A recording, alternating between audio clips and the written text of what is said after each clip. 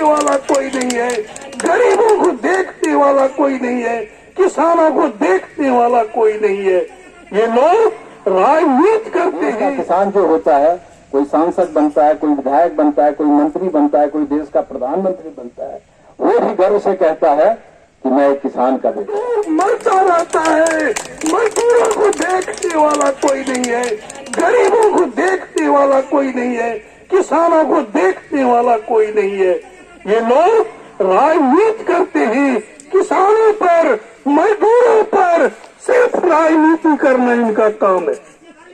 और आज मैं बड़े गर्व के साथ कहता हूं, चौधरी चरण सिंह बहुत बड़े किसान नेता थे उत्तर प्रदेश के, वो किसान के पुत्र थे, लेकिन आज किसानों का उनका जन्मदिन है और आज उस उपलक्ष्य पर किसान दिवस मनाया जा रहा है।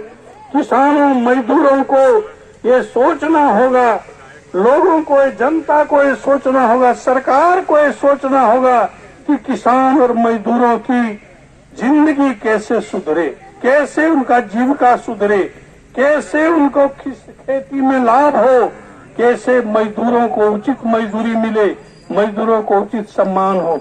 जय हिंद, जय भारत, जय झारखंड। निश्चित रूप से आज का दिन देश के लिए एक ऐतिहासिक दिन है।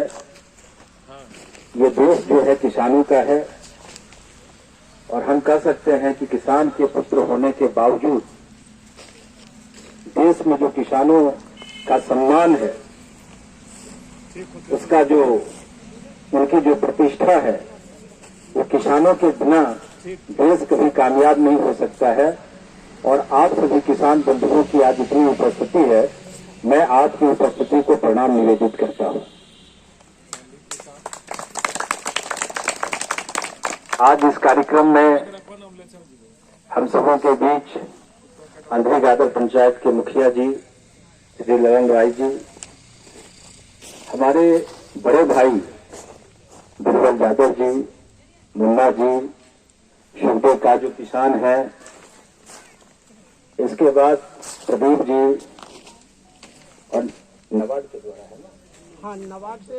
अच्छा। और सभी यहाँ उपस्थित इस विभाग के कर्मचारीगण और सामने बैठी मातृशक्तियां, किसान बंधु, नौजवान, आप तो देश के भविष्य हो। जब भारतवर्ष की बात होती है तो भारतवर्ष के साथ किसान शब्द अपने जुड़ जाता है। और किसान किसे कहते हैं? किसान उसको कहते हैं, चाहे जाड़े का समय हो, चाहे गर्मी का वातावरण हो, वो खेतों में काम करता है, वो नंगे पांव चलता है, हाथ में एक लाठी रहता है, कमर में लकोटी रहता है, और वो अपने लिए खाद्यान्न नहीं उपजाता है, बल्कि देश को आत्मनिर्भर करने के लिए वो खाद्यान्न उपजाता है। और वैसे सेना के जवान जो मां भारती की रक्षा करने के लिए बॉर्डर पर तैनात रहते हैं, अगर उसको कोई अनाज की आपूर्ति कर सकता है तो इस देश का किसान ही कर सकता है। इसलिए किसान दिवस पर मैं देश के और अपने राज्य के सभी किसानों को हृदय से शुभकामनाएं देता हूं, बधाई देता हूं। और मैंने पहले कहा कि आपकी उपस्थिति को मैं प्रणाम करता हूं। जहां तक अंधेरी गादर पंचायत की बात है, मुखिया जी हैं, मेरी धर्मपत्नी भी आप लोगों के आशीर्वाद से इस पंचायत की पहली मुखिया बनी थी। और जब आप लोगों ने आशीर्वाद दिया था तो उसमें मनरेगा खूब चलता था, आज भी चलता है। कोई योजना नहीं थी, खाली कुआं का निर्माण होता था।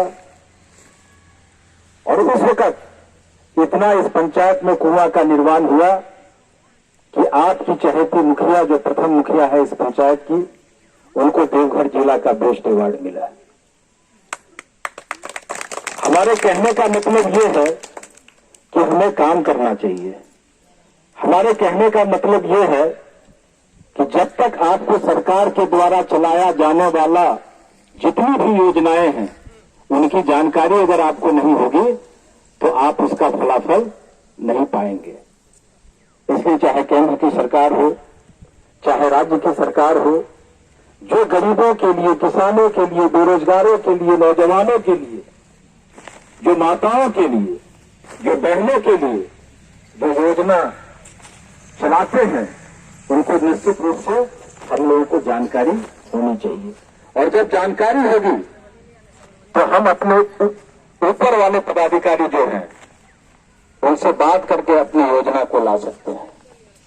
इसलिए मुझे अभी तुरंत प्रदीप जी ने सूचना दिया कि अंधेरी गागर में किसानों के लिए एक कार्यक्रम रखा गया है, किसान दिवस है, और अभी तुरंत हमको एक स्कूल के कार्यक्रम में भी जाना है और दोनों समय एक ही है, लेकिन अंधेरी गागर पंचायत था जो मेरा घर है, मैं यहाँ के कार्यक्रम को ना नहीं कर पाया। इसलिए मैं आप सबों से परिचित होने के लिए कोई बात नहीं है, हम आपके घर के हैं, किसी के भाई लगेंगे, किसी के अंकल लगेंगे, कोई भी काम हो, मैं इतना जरूर कहूंगा कि घर घर होता है, घर से बड़ा कुछ नहीं होता है। ये अंधेरी गागर पंचायत अपना उत्कृष्ट मापदंड अपनाए, और मैं कहूंगा देवघर जिला में ही नहीं, पूरे झारखंड में अंधेरी गागर पंचायत विकास के पथ पर ऐसा अग्रसर हो कि इसका यशगान गुणगान सब करें। और विकास में कहीं आपका पंचायत पीछे नहीं है। आज आप कल्पना नहीं कर सकते हैं, बगल में जो दिघरिया पहाड़ है, मैं हमेशा कहता हूं कि दिघरिया पहाड़ से मेरा नजदीक का वास्ता रहा है, उसी के बगल में आपका भी घर है, मेरा भी घर है।